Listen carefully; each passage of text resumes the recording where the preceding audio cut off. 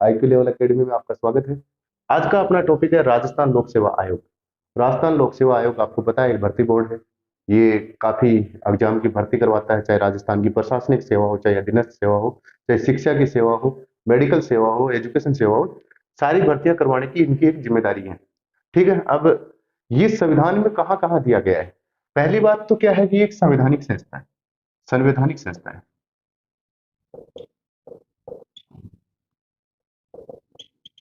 ये एक संवैधानिक संस्था है। संविधान के अंदर इसका जिक्र किया गया है। संविधान के अंदर जिक्र कहाँ किया गया है? भाग 14 में। भाग जो 14 है आपका, उसके अंदर, इसके अंदर जिक्र किया गया।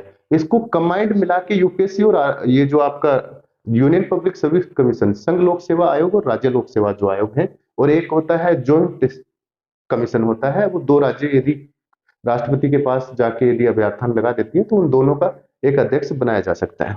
ठीक है। तो अब हम पढ़ेंगे आरपीसी। ये भाग 14 में आता है। अनुच्छेद कितना है इसमें? अनुच्छेद 308 से शुरू होती है ये, और 323 तक चलती है। 300 अनुच्छेद जो 308 से शुरू होकर 323 में चलती है। अब राज्य लोक सेवा आयोग के बारे में क्या बोला गया है? स्पेशली राजस्थान लोक सेवा आयोग का तो कहीं नाम नहीं है। हर राज्य में राज्य लोक सेवा आयोग का अनुच्छेद 15 में दिया गया है। तो अनुच्छेद जो 15 है, 15 से लेके 315 से लेके 323 तक है। ये सेकंड पैरा में है। जो पैरा है उसका कॉलम जो है अपना बैरेक्ट, उसके सेकंड पैरा में है। इसके अंदर राज्य लोक सेवा आयोग के बारे में बोला गया है। राज्य लोक सेवा आयोग, आयोग। ठीक है। अब इस राज्य लोक सेवा आयोग के अंदर सबसे पहले अनुच्छेद 315 में क्या बोला है? अनुच्छेद 315 में, अनुच्छेद 315 में बोला गया कि प्रत्येक राज्य में एक लोक सेवा आयोग होगा। क्या होगा? प्रत्येक राज्य में एक लोक सेवा आयोग होगा।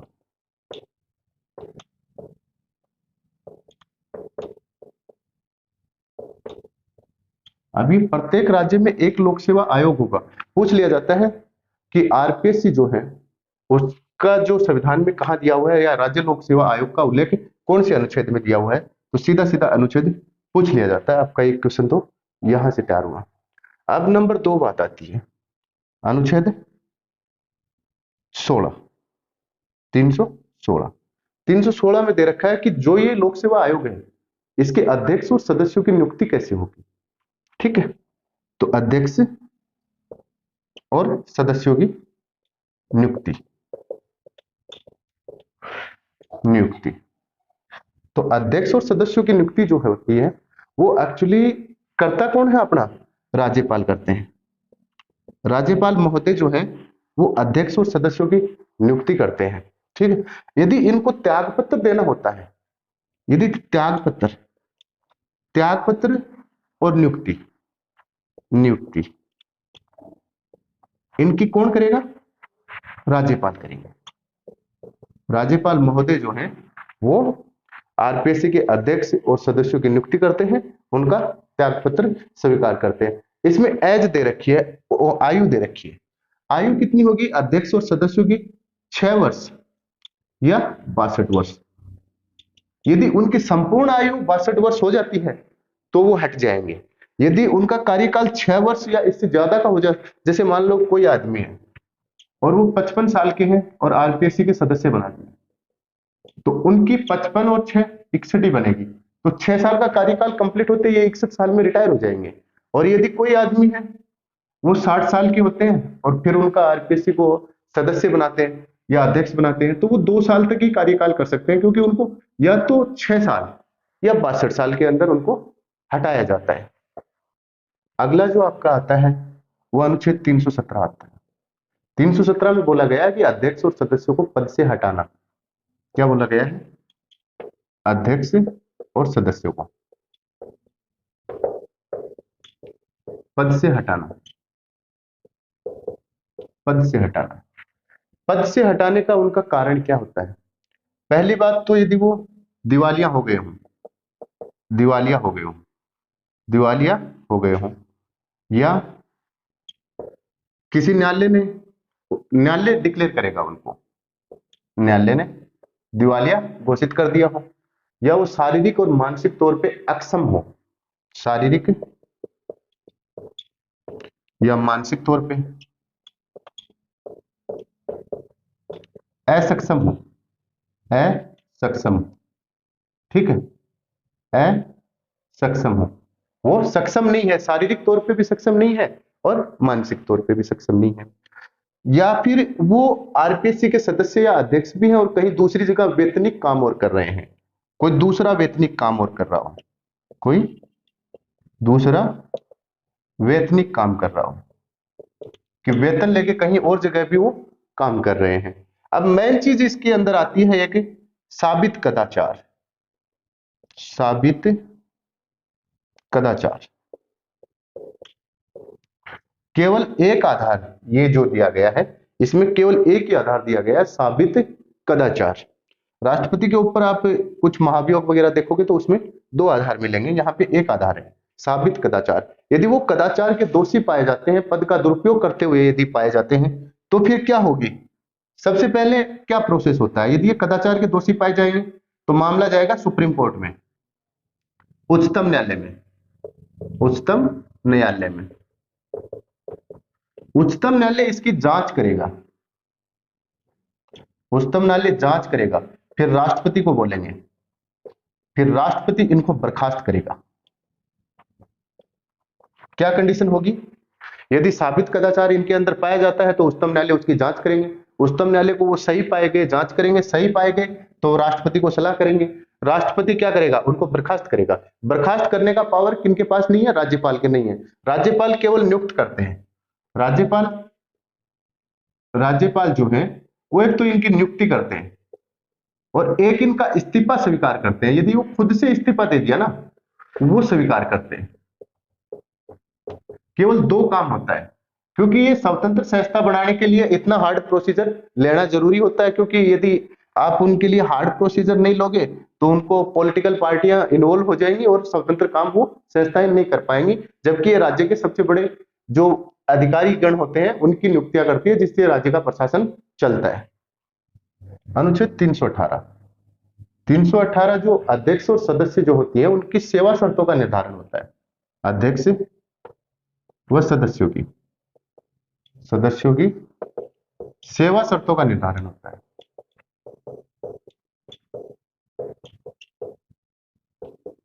सेवा शर्तों का निर्धारण, सेवा और शर्त कौन निर्धारित करेंगे, राज्यपाल करेंगे। पूछ लिया जाता है बहुत बार कि आरपीएससी के सदस्य और अध्यक्ष जो राज्य लोक सेवा आयोग के अध्यक्ष और सदस्य हैं उनकी सेवा शर्तें कौन निर्धारित करेंगे, राज्यपाल करेंगे। उनकी संख्या यदि घटानी है या बढ़ानी है तो वो भी कौन करेंगे, राज्यपाल महोदय, वो भी राज्यपाल महोदय ही करेंगे, जो उनकी संख्या घटानी है या बढ़ानी है। एक बात और है, वो ये है कि इनकी सेवा जो काल होता है, सेवा काल जो होता है उसके अंदर कोई अवैतनिक परिवर्तन नहीं होगा। सेवा काल में अवैतनिक या वेतन का जो परिवर्तन होगा वो परिवर्तन नहीं होगा, ठीक है। जो इनका अलाभकारी परिवर्तन जो होता है, वेतनिक परिवर्तन जो होता है, अलाभकारी जिसको बोलते हैं, अलाभकारी परिवर्तन नहीं होगा।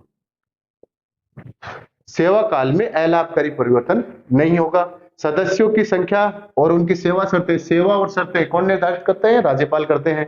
संख्या कितनी होगी, जैसे आपने कितने हैं 1+7 है, अभी 8 है, ठीक है, तो ये कौन निर्धारित करेंगे, राज्यपाल महोदय के नाम से निर्धारित होंगे। सेवा काल में अलाभकारी कोई परिवर्तन नहीं होगा। 319 आता है कि सदस्य नहीं रहने पर अन्य पद भी धारण नहीं कर सकते, अन्य पद धारण पर प्रतिबंध रहेगा। यदि कोई आदमी आरपीएससी यूपीएससी का यदि कोई सदस्य है और या अध्यक्ष है तो वो क्या करेंगे, यदि आरपीएससी का है तो सदस्य है, यदि सदस्य है तो वो क्या बन सकता है, अध्यक्ष बन सकता है, या यूपीएससी का सदस्य बन सकता है या इसका अध्यक्ष बन सकता है, ठीक है। ये काम एक सदस्य कर सकता है। अब दूसरी बात आती है कि ये केवल आरपीएससी का जो सदस्य होता है वो उसका अध्यक्ष बन सकता है, यूपीएससी का मेंबर बन सकता है, जो यूपीएससी है उसका अध्यक्ष बन सकता है। ये आपस में एक संघ लोक सेवा आयोग, एक जो ज्वाइंट कमीशन जो होता है, जो संयुक्त लोक सेवा आयोग जो होता है, जिसको संयुक्त बोलते हैं, दो राज्य जाके यदि राष्ट्रपति को बोल देते हैं कि भाई हमारी भर्ती कराने के लिए भी कोई प्रोसीजर होना चाहिए, तो वहां पे फिर राष्ट्रपति उसको कंट्रोल करेंगे और अलग से सिस्टम चल जाएगा। तो इसमें ये कर सकते हैं, अन्य कोई काम नहीं करेंगे। अन्य काम जैसे भारत सरकार के किसी पद पर या राज्य सरकार के किसी पद पर नहीं रह सकते, किसी पद पर नियुक्त नहीं होंगे, नियुक्त नहीं होंगे। ठीक है, इसकी सीधे से फंडा यही है कि यदि सदस्य और अध्यक्ष हैं तो वो अपने बोर्ड के रह सकते हैं, सेंट्रल बोर्ड के जा सकते हैं, किसी दूसरे राज्य के बोर्ड के भी जा सकते हैं। ठीक है, लेकिन भारत सरकार और राज्य सरकार का जो कोई भी पद है ना, इसके अलावा, इनके अलावा कोई अन्य पद पे वो नहीं जा सकते। अनुच्छेद 320, 320 के अंदर राज्य या केंद्रीय लोक सेवा आयोग के कार्य आते हैं। तो यहाँ पे आयोग के कार्य कार्य हम लोग आरपीएससी के निकालेंगे, राजस्थान पब्लिक सर्विस कमीशन के हम कार्य निकालेंगे। पहला तो क्या करती है, ये भर्ती करती है, केवल भर्ती करती है, ट्रेनिंग नहीं करवाती। ट्रेनिंग तो अलग अलग डिपार्टमेंट करवाते हैं, विभाग जो होते हैं वो करवाते हैं, केवल भर्ती करती है, लोगों का साक्षात्कार लेती है, इंटरव्यू वगैरह जो है वो लेती है, भर्ती के नियम बनाती है, भर्ती के नियम बनाती है। कुछ लोग पदोन्नत होते हैं, जैसे अधीनस्थ सेवा है, तो अधीनस्थ सेवा वाले अपर क्लास में आ जाते हैं, इसके जो प्रॉपर सर्विस में आ जाते हैं, तो वो क्या होगी, उनकी पदोन्नति का भी ये देखती है, पदोन्नति में भी सहायक होती है, ये अपनी रिपोर्ट देती हैं, पदोन्नति में भी ये सहायक होती है, भर्ती करवाती हैं, नियम बनाती हैं, साक्षात्कार करवाती हैं, पदोन्नति करवाती हैं, भर्ती का विज्ञापन देती हैं, उनका रजिस्ट्रीकरण करवाती हैं, ये सारे काम आरपीएससी करवाएगी। अगला जो आपका 321 आता है, वो लोक सेवा आयोग के कार्यों का विस्तार आता है। लोक सेवा आयोग के कार्यों का विस्तार, कार्यों का विस्तार। देखिए सबसे पहले क्या होता है, यदि संघ लोक सेवा आयोग है तो उसके कार्यों का विस्तार कौन कर देगी, अपनी संसद करेगी। और यदि आरपीएससी है तो अपनी विधानसभा करेगी, क्योंकि अपने दो चीज तो है नहीं, विधान परिषद तो है नहीं, या इसको विधानमंडल भी बोला जा सकता है। ठीक है, चाहे सिंगल हो चाहे डबल हो, उसको विधानमंडल बोलेंगे, डबल है तो भी विधानमंडल। अपने एक ही है, एक सदन है, तो विधानसभा करेगी। ये लोक सेवा आयोग के कार्यों का विस्तार कौन करेगा, आरपीएससी के कार्यों का विस्तार जो है वो विधानसभा करेगी। अब क्या होता है इसके अंदर, ये कार्य जो हो गए, फिर ये आयोग जो है ना आरपीएससी, ये अपनी प्रतिवर्ष रिपोर्ट देगी, प्रतिवर्ष राज्यपाल महोदय को रिपोर्ट देगी। ठीक है, वो रिपोर्ट राज्यपाल महोदय इनसे लेके और कहां रख देंगे, विधानसभा के सभा पटल के ऊपर वो रिपोर्ट रखी जाती है। अनुच्छेद 322, अनुच्छेद 322, अनुच्छेद 322 में क्या आता है, इनका वे आता है, पेंशन आता है, वेतन आएगा, वेतन और भत्ते आएंगे। एक्चुअली वे ही दिया गया है कि लोक सेवा आयोग का वे, नाम तो ये लिखा गया है, लोक सेवा आयोग का वे। जब उसको नीचे पढ़ते हैं, खोलते हैं, तो उसमें मिलता है पेंशन, वेतन, भत्ते। जो पेंशन और वेतन भत्ते जो है वो किसके ऊपर वे होंगे, राज्य की संचित निधि पे होंगे, राज्य की संचित निधि से, संचित निधि पर भारित होंगे। जो राज्य की संचित निधि है उसी से इनको पेंशन दी जाएगी, वेतन दिया जाएगा और भत्ते दिया जाएगा। इसी प्रकार यदि यूपीएससी की बात करते हैं अपन, तो वो भारत सरकार की संचित निधि के ऊपर भारित हो जाएंगे। अनुच्छेद 323, लोक सेवा आयोग का प्रतिवेदन, लोक सेवा आयोग का प्रतिवेदन।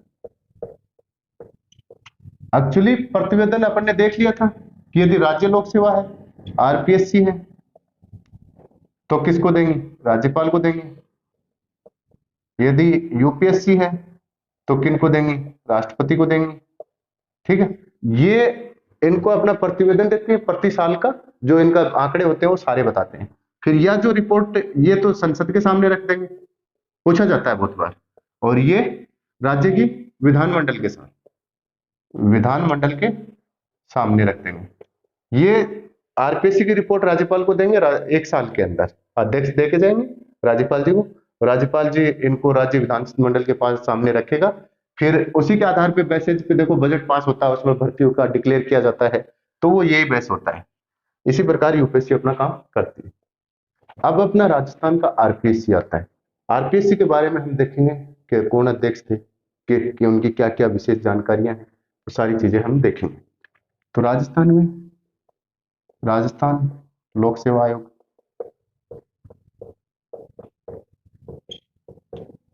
इससे पहले क्या था? इससे पहले 3 रियासतें हुआ करती थी अपनी, जयपुर, जोधपुर और बीकानेर। एक तो जयपुर थी, एक जोधपुर थी और एक बीकानेर थी। इन लोगों ने तो पहले से ही अपना लोक सेवा आयोग चालू कर रखा था। जयपुर, जोधपुर और बीकानेर पहले से ही लोक सेवा आयोग था। ये रियासतें अपनी इतनी आगे थी कि इनके पहले से ही लोक सेवा आयोग था। अब अपना आरपीएससी आता है। आरपीएससी का क्या हुआ था? 20 अगस्त 1949 को 20 अगस्त 1949 को इसकी रिपोर्ट दी गई थी। ठीक है, कुछ उसी दिन इसकी स्थापना मान लेते हैं। आप साइट पे चेक करोगे 20 अगस्त 1949 भी आपको स्थापना मिलेगी। फिर स्थापना कर दी मेंबर, और क्योंकि एक अध्यक्ष लेना था, 2 मेंबर लेने थे, तो 22 दिसंबर 1949 को, उसी साल 1949, बस ये 8वें महीने की बात है, ये 12वें महीने की बात है। क्या हुआ? गठन हो गया आरपीएससी का। गठन यदि पूछ लिया जाता है तो 22 दिसंबर 1949 को। गठन के अंदर क्या था? एक अध्यक्ष थे और 2 सदस्य थे, 3 आदमी इसके अंदर। एसके घोष जो पहले सदस्य थे, खैर वो तो अध्यक्ष थे, वो विस्तार से अलग देखेंगे। 22 दिसंबर 1949 को गठन का यदि पूछ लिया जाता है तो 22 दिसंबर 1949 को गठन हुआ था। यदि स्थापना के लिए पूछ लिया जाता है, क्योंकि स्थापना तो कोई चीज का स्टेब्लिश तो पहले ही हो जाता है, लेकिन गठन कब होगा? जब इन आदमियों की नियुक्ति हो गई तब गठन हो गया। तो 22 दिसंबर 1949 का आपको गठन मिलेगा और 20 अगस्त 1949 को आपको स्थापना मिलेगी। इसमें एक सचिव होता है। सचिव कौन होता है? भारतीय प्रशासनिक सेवा का आईएएस होता है, इंडियन एडमिनिस्ट्रेटिव सर्विस का जो सीनियर अधिकारी होता है। ठीक है, ये क्या करता है? आरपीएससी के अंदर एक तो इसके प्रशासनिक कार्य होते हैं, और एक वित्तीय जो भी कंट्रोल करना होता है, खर्चा वगैरह, वो सारा विवरण कौन देते हैं? सचिव देते हैं। आरपीएससी के जो सचिव होंगे वो सारी रिकॉर्ड की जानकारी, आपको पता है यदि कोई एग्जाम रद्द हो जाती है तो उसके ऊपर भी सिग्नेचर नीचे किसके आते हैं? सचिव के आते हैं। सारी जानकारी सचिव देते हैं। क्या हुआ? अपना बना कहां था? ये जयपुर में बना था, शुरू में बना जयपुर में था। एक आते हैं पी सत्यनारायण राव कमेटी।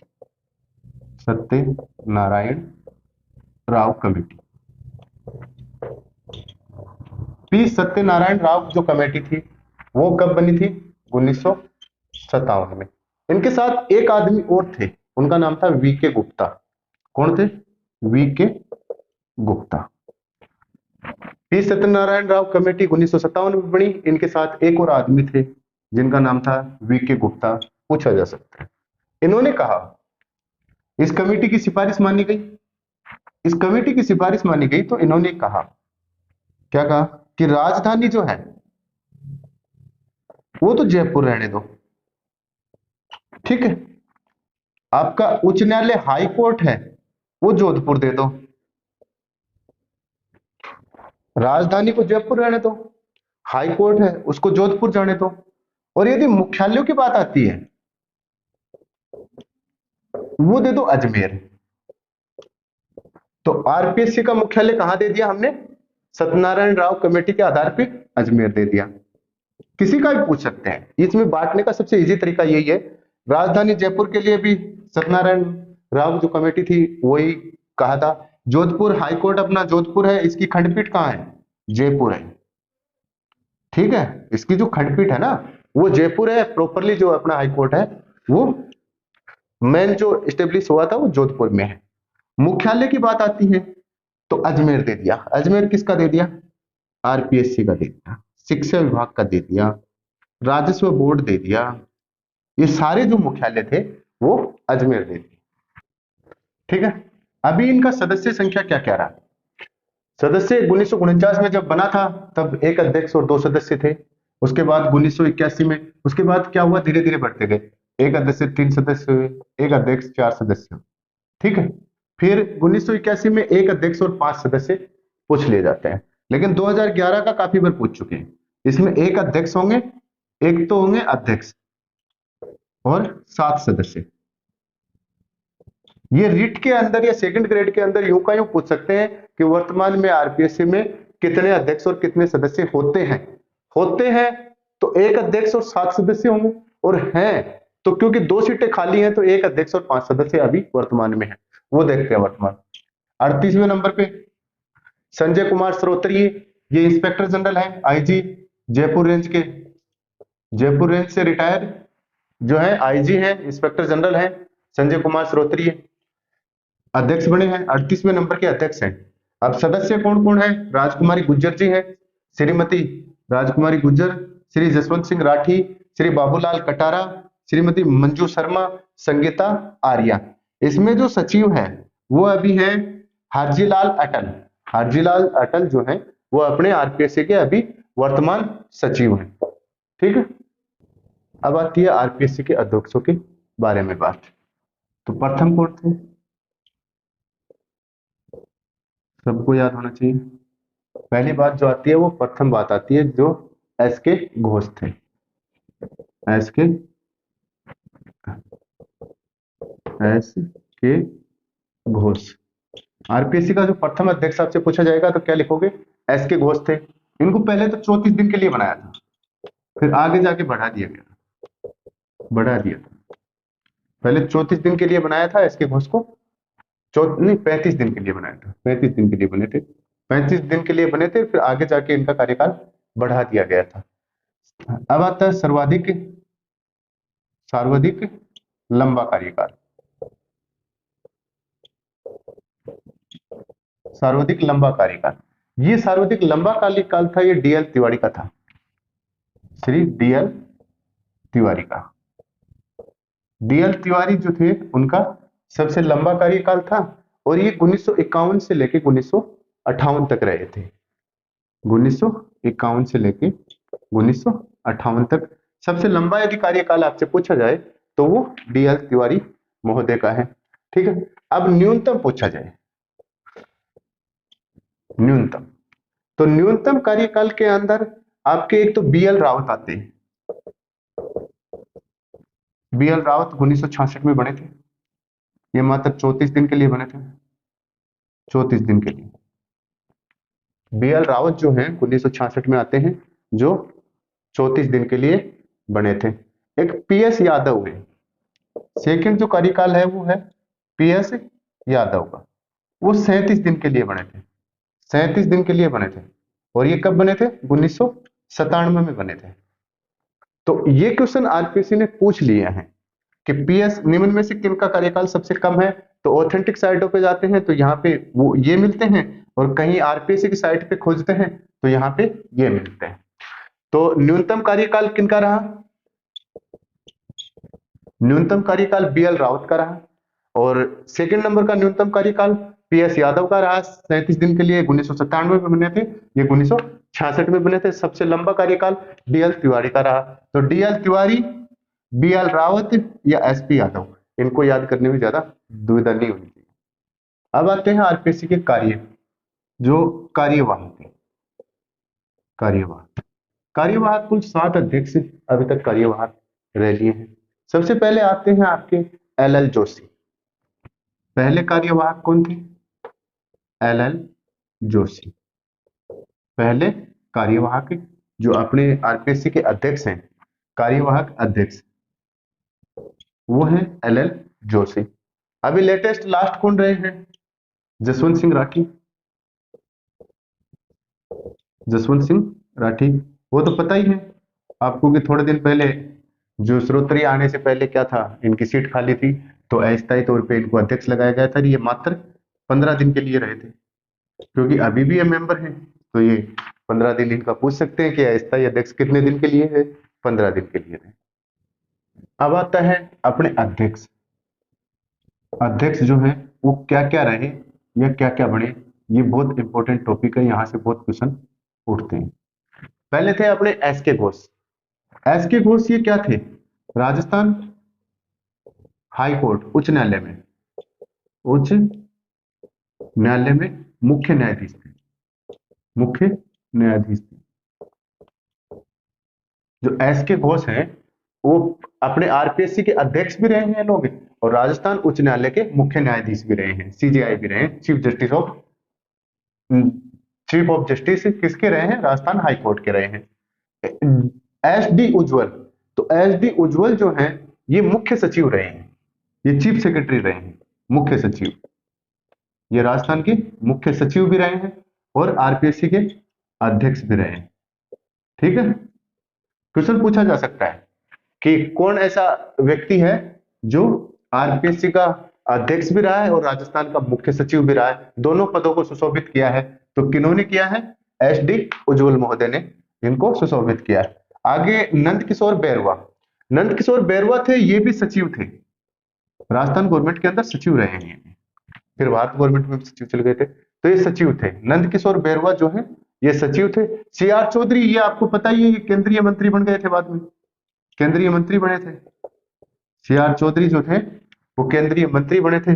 भूपेंद्र सिंह यादव, ये राजस्थान पुलिस डीजीपी से आए हैं, DGP director general of police जो है, पुलिस चीफ से आए हैं, डीजीपी से भूपेंद्र यादव आए हैं। ठीक है, अब आरपीएससी में थोड़ा महिलाओं का देख लेते हैं। महिला, अभी तक का रिकॉर्ड रहा है कोई भी महिलाएं आरपीएससी की अध्यक्ष नहीं बनी, अध्यक्ष नहीं बनी, अध्यक्ष नहीं बनी, क्योंकि काफी बार न्यूज़पेपर में भी आता है कि सरकार को नहीं है महिलाओं पे विश्वास, आरपीएससी की कमान अभी तक नहीं थी महिलाओं के हाथ में, तो महिलाएं जो हैं वो अभी तक अध्यक्ष नहीं बनी, अब सदस्य बनी है, सदस्य। वर्तमान में पूछ लिया जाए कि कितनी महिलाएं आरपीएससी के अंदर हैं, वर्तमान में यदि आपसे पूछ लिया जाए कि कितनी महिलाएं आरपीएससी की सदस्य हैं, तो 3 महिलाएं हैं, क्योंकि आपको पता है 7 सदस्य होते हैं, एक चीफ होता है, 2011 से चला आ रहा है, तो ये जो 7 सदस्य हैं इनमें 5 की वैकेंसी अभी भरी है, 2 खाली हैं, 2 खाली हैं अभी प्रेजेंट टाइम में। ठीक है, और अध्यक्ष हैं संजय कुमार श्रोत्रिय। 3 महिलाएं अभी प्रेजेंट के अंदर वर्तमान में कार्यरत है। ठीक है, दूसरी टोटल कितनी आ गई, टोटल अभी तक इसके अंदर 7 महिलाएं आ गई, जो अभी तक 7 महिलाएं आ गई। प्रथम कौन थी, प्रथम कांता खतूरिया। अब कांता खतूरिया का काफी रोल रहा है, आरपीएससी और यूपीएससी दोनों में रोल रहा है। कांता खतूरिया क्या क्या इनकी खास बात है, ये एमएलए भी रही है, ठीक है, राज्य महिला आयोग की सदस्य, वो अध्यक्ष भी रही हैं, राज्य महिला आयोग, राजस्थान राज्य महिला आयोग जो है उसकी अध्यक्ष रही हैं, अध्यक्ष भी रही हैं, पहली महिला आरपीएससी सदस्य, आरपीएससी सदस्य रही हैं। इसके अलावा ये आरपीएससी से यूपीएससी की सदस्य भी रही हैं। तो ये कांता खतूरिया के बारे में पूछा जा सकता है कि कांता खतूरिया एमएलए भी रही हैं, राज्य महिला आयोग की अध्यक्ष भी रही हैं, पहली आरपीएससी सदस्य भी रही हैं, आरपीएससी की सदस्य भी रही हैं, और ये यूपीएससी की भी सदस्य रही हैं। ठीक है, अब एक और आता है इसमें, प्रकाशवती शर्मा, प्रकाशवती शर्मा इस लाइन में, प्रकाशवती शर्मा। इन प्रकाशवती शर्मा का क्या योगदान रहा है कि ये भी 2 औरतें हैं, एक तो कांता कतूरिया कतूरिया और एक है प्रकाशवती शर्मा। ये क्या है कि ये दोनों जो मैडम हैं वो अपनी आरपीएससी सदस्य रही हैं, आगे जाके ये यूपीएससी के भी सदस्य बनी है। तो काफी बार ये क्वेश्चन डाल दिया जाता है कि प्रकाशवती जो शर्मा है वो, क्योंकि क्वेश्चन ये पूछा जाता है कि निम्न में से कौन सी एक महिला ऐसी है जो आरपीएससी की सदस्य थी और फिर आगे जाके यूपीएससी की, मतलब राजस्थान लोक सेवा आयोग की सदस्य थी, जो आगे जाके जो आपका संघीय लोक सेवा आयोग है उसकी सदस्य भी बनी, तो वो आपकी आएगी प्रकाशवती शर्मा आएंगे। ठीक है, 7 महिला सदस्य अभी तक बनी है, 3 अभी प्रेजेंट के अंदर है। कांता खतूरिया जो थी पहली महिला थी, ये आरपीएससी की से यूपीएससी में गई, एमएलए भी ये रही हैं और आपकी महिला आयोग की अध्यक्ष भी ये रही हैं। ठीक है, ये अपने और सदस्य थे जो आगे जाके क्या रहे या इससे पहले क्या थे। रघुकुल तिलक अपने महामहिम राज्यपाल रहे थे, राजस्थान गवर्नमेंट में राज्यपाल रहे। ठीक है, और एन एल जैन जो है वो अपनी विधानसभा के स्पीकर रहे थे आगे जाके। ये क्या रहे थे? विधानसभा अध्यक्ष। देखिए रघुकुल तिलक का तो सबको पता है, लेकिन ये नहीं पता कि आरपीसी के सदस्य रहे थे। ये ध्यान रखना, रघुकुल तिलक जो है राज्यपाल रहे ये सबको पता है, लेकिन ये आरपीसी के सदस्य भी रहे हैं।